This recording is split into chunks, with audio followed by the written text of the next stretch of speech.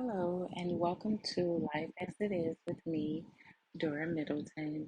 In today's segment, I wanted to talk about racism. I know I've done a lot of segments on racism, but when I do these segments on that, it's always a specific reason to why I've done it. Either there's something that happened in the world today, or it's someone that had to deal with some type of issue dealing with racism that I might know, or I've had issues with racism myself.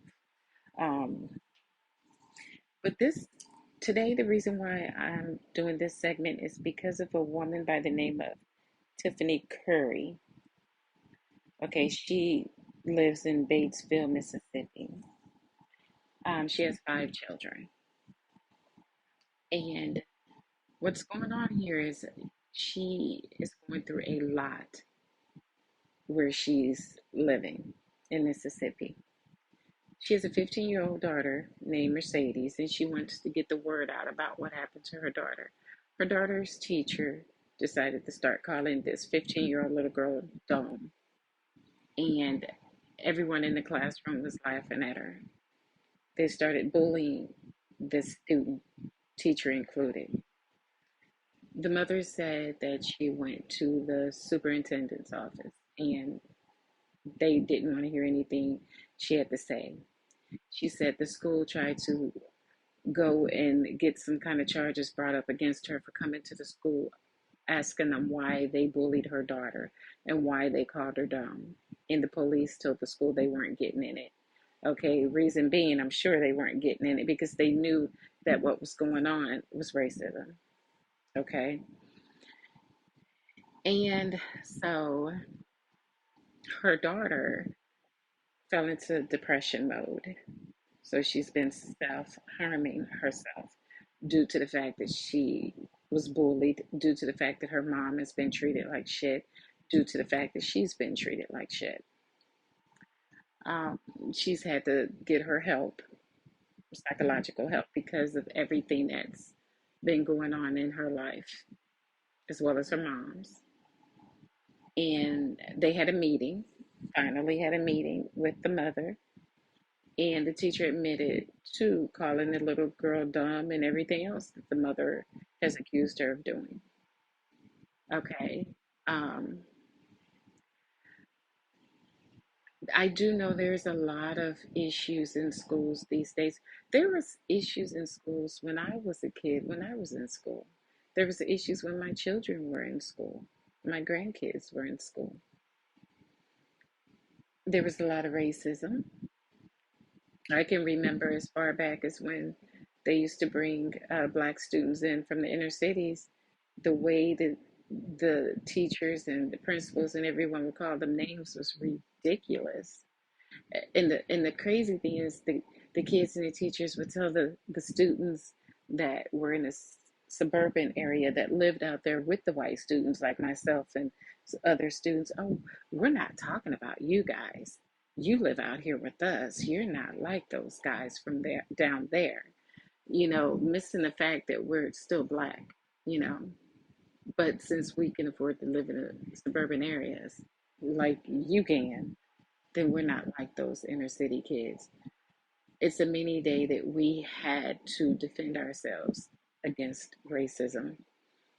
Um, it so I can say I know what she's dealing with. When my daughter was in kindergarten, her racist teacher decided to not let her eat lunch. And I never understood why my daughter would come home hungry every day. And I was like, what's wrong? And she'll say, well, my teacher wouldn't let me eat anything. This is in kindergarten, and she went to out there where I was residing. They went full days. Okay. She wouldn't let her eat. And then I started checking her bag, her lunch bag again, because at one point my daughter was checking it. And she was thinking, okay, well, maybe she just didn't want to eat. So I started checking in every day. What I sent her to school with came back to me, every damn thing, all the way down to the drink.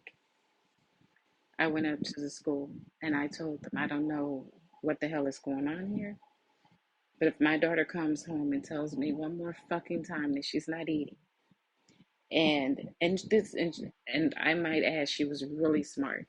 And this is the crazy thing about it. She had a really nice teacher, a really nice teacher that would call me every day and say, I love your daughter. Your daughter is really smart. She's really advanced. I'm so happy to have her in my class. She's doing well. Okay, for some reason they went to this woman's class and took the black students out and transferred them over to another class where the teacher was racist and so was the helper, the assistant, and that's where the situation started taking place.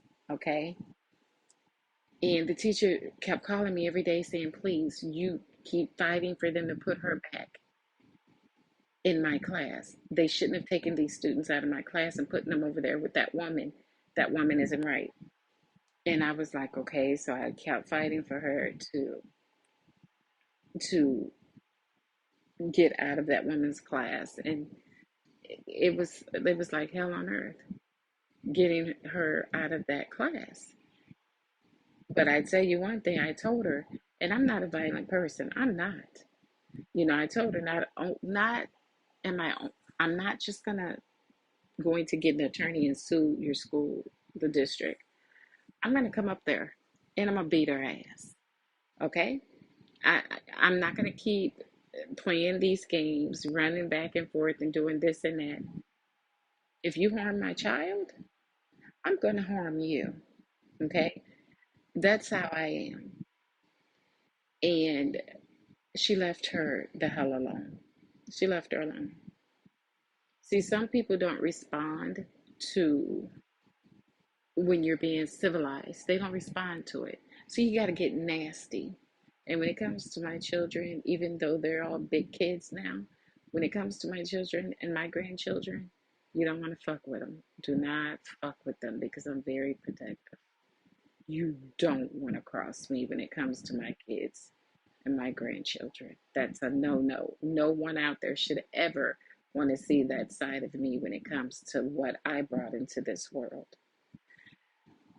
So I know how she's feeling with the racism. And I told my story because I want people to see this has been going on for so long and it's only going to get worse. And this woman shouldn't have to be begging on social media for someone to help her because they're not trying to help her. And she's in this area of Mississippi, Batesville, and she's in need of help. So what she's trying to do is homeschool her 5 children, but she wants them in school. But here's the kicker. They have now banned this woman from every school in that county. Every school that her children has to attend. You're talking about elementary through high school. She's banned. She's totally banned. She can't go to any of those schools. She's not allowed. She can't register her children. And you do know, the parent has to register the child. And they're not allowing her to register her children. So she's trying to homeschool them because she's not allowed to register her kids for school. How to, and I have to stay calm when talking about this situation because this makes no damn sense. It makes no damn sense. We There shouldn't be a racist in anyone's school and in any hospitals. I know you don't know who they are. They're so undercover. They pretend. You got doctors, lawyers, judges, nurses. You have everyone, teachers. That's It's a lot of racists out there and they hide behind their titles and they do their dirt. And the sad thing is that here it is, 2022, soon to be 2023, and Mississippi has not changed one fucking bit. That's why I tell people I've gone to Mississippi in my life, I believe, 3 times and said I don't ever want to go back there. Ever. And it's sad. It's sad to have to feel that way. But when you have a place that just refuses, like Mississippi, Alabama, all these places that refuses to let go of this racism, don't get me wrong, where I'm located, Midwest, the racism is real. Okay, it's real. But they also know who to screw with. Once you put them in their place, which I do, I don't bite my tongue. I will put your ass in your place and let you know. I mean, are you want this? You want some smoke? What is it? I'm the most calm person that you'll ever meet. Just don't push my buttons. And it just hurts. It really hurts to see this woman crying out like that because she doesn't know what way to turn. She doesn't know. She's not financially able to really get an attorney right now. So she's trying, but it's been hard for her. So if you could just get the word out about her. Her name is, again, it's Tiffany Curry. She's she's on social media, TikTok, for all of you guys out there that use TikTok. Her name on TikTok is Tiffany Curry 635. Okay, that's Tiffany Curry Curry 635, and she's located in Batesville, Mississippi. She's on TikTok trying to get help for this situation that she's in with her children because as it stands right now, she cannot register her children for school. Out of five of her children, none of them can go to school due to the fact that she complained about the racism, the bullying from the her child's teacher. So they kicked her out, and basically she's been trying to register these kids in other schools, and they've said no. Okay, so they're out of school. School just begun. I mean, it just started, and she's out already, and that's sad. That's sad. So again, people, just go listen to her story. You know, I have to say allegedly, but it is allegedly. It's her story, though. Okay, I'm just someone that's coming to you guys with it, so you can go check out her story and just do what you can. If you can keep passing it on, then pass it on so that more people can see it so that they can get to the bottom of this because the way they're treating her and the fact that they won't allow her and her children back to any of these schools in her district or in that county is wrong. And she, of course, she cannot afford private schools. So something needs to be done about this. There should absolutely be no teacher out there calling students dumb. I've even watched a video where there was a Caucasian teacher that told the black students, "Oh, you guys are going to die anyway and end up in jail." Now, what the hell kind of shit is that? I've even seen videos where the teachers have called these kids niggers. The schools are doing nothing about this shit. Nothing. The school systems are so broken right now. They're broken. They're full of racism. It's almost a scary thought for people to send their children to school at this moment. They have been also advertising, like, because of the school shootings, they've been advertising bulletproof book bags. Why the hell would kids need bulletproof book bags? This is sad. This is really sad that it's come to this. I know that my daughter just recently told me she lives in the suburbs, as well as I do. Really nice suburbs. But yet they just recently found a gun in a school, a loaded gun. So she's putting my grandchildren in private, private school, which, I'm not saying things can't happen in a private school, but public schools have lost their way. And the fact that they also have 19-year-olds and 20-year-olds up in those schools with those children that should have probably by now just gotten a GED. Because I'm sorry to have to say it that way. Why are you 19 years old, 20 years old, and you're still in high school? And you're in there fighting little kids and dating little girls. That's a problem. Okay, that's a big problem. I just think that the school systems need to make a lot of changes. The kids shouldn't be afraid to go to school due to shootings. There, back in our days, which I know our days back in the 80s, 90s, you didn't have to worry about guns in the schools.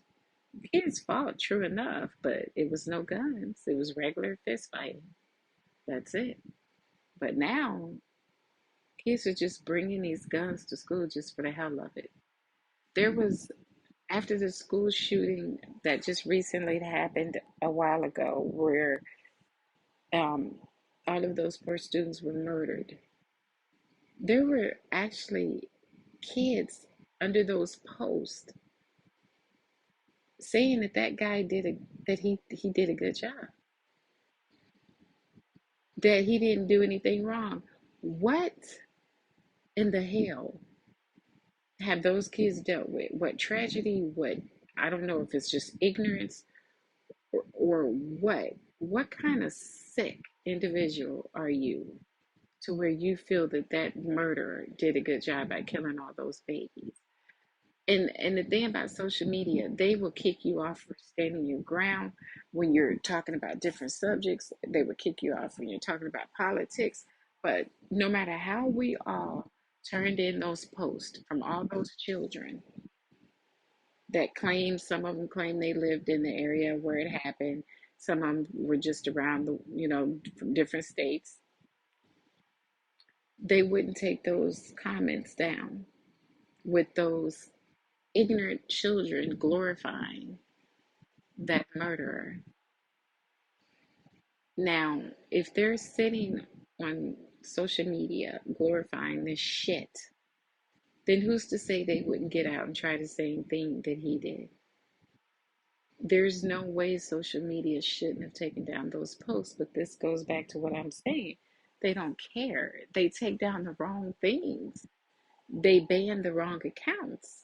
When you're talking about politics, or even if you're talking about abortion, like situations like that, or when certain things happen within the world, they take that shit down. They take it down.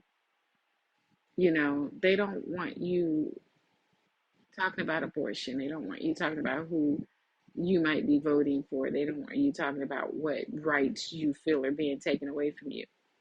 They're going to take all that down. But when you get into things like people glorifying violence like that, like what those children were doing, they won't take it down.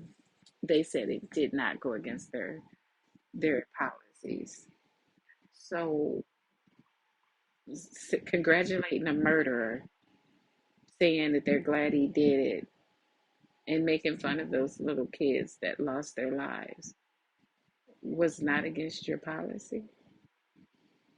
That's why I say social media is a good thing and then it's a bad thing. It's good and evil at the same time. It's good because you can promote your businesses. You can get word out about different situations if they don't take it down or ban your account.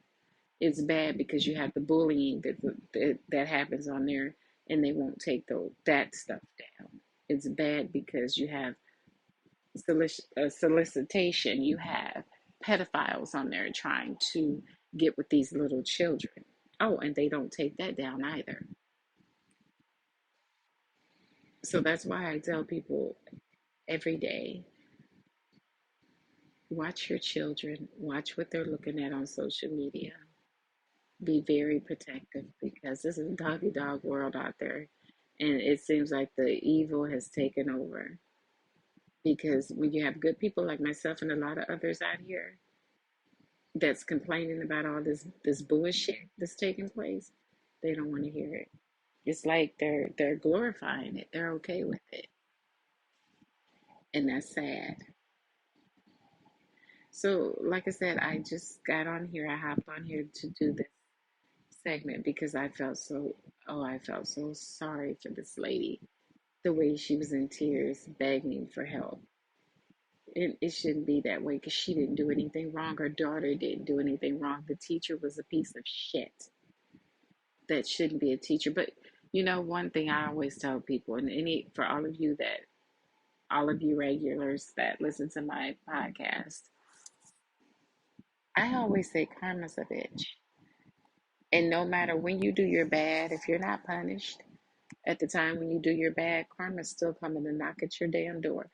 So if she has children, her child, I say God has a way of bringing you down to your knees when you've wronged others.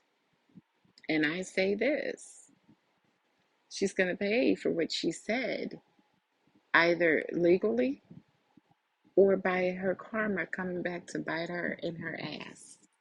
And no one's going to want to listen to her pleading and crying and this and that because she should think back to what she did to that child, how she caused that child to go into a depressed mode, and how the child started harming herself, self-harming, because she was so depressed. This is just,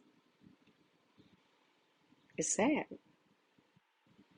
And I'm tired of hearing stories like this. You have the racism. I mean, this world is everything is wrong with this world right now.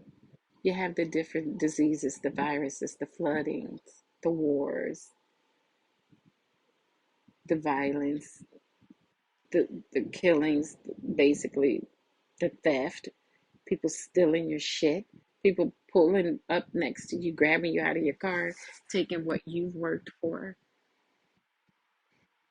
We are in some hard times right now. And the best thing that any of us can do is stay prayed up with just continue to pray for our children, our families, our friends, the public, all of us out here that believes in prayer. Because I'm not sitting here saying that everyone believes in prayer. I'm not. I do know, I'm grown up enough to know that not all of us believe in God and not all of us believe in prayer. But I can honestly say that I believe in God and I believe in prayer and I stay praying for my family, for my children, my grandchildren, for friends and the entire world. I say a prayer for every single day because we need it. Everyone needs prayer. Everyone needs God's protection because what is going on right now is so evil that words can't even explain. And it's only going to get worse. But again, guys, I don't want to take up too much of your time, but just go on TikTok and find this lady. Again, her name is Tiffany Curry, and her name on TikTok is Tiffany Curry 635. That's 635. Tiffany Curry 635. She's from Batesville, Mississippi.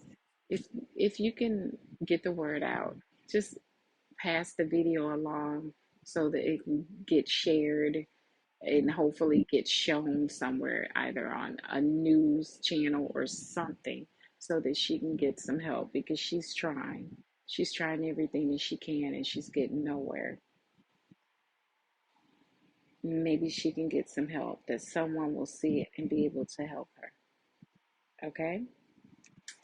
Well, it has been a pleasure speaking with you all today. And again, like always, I would like to thank all of you, my listeners from around the world. I thank all of you. And again, I get all of your emails and I enjoy reading them. And I enjoy your reviews. So keep them coming. Okay. And thanks for tuning in. And until next time, again, I really appreciate you guys. Okay. Thanks for tuning in to Life as It Is with me, Dora Middleton. Take care.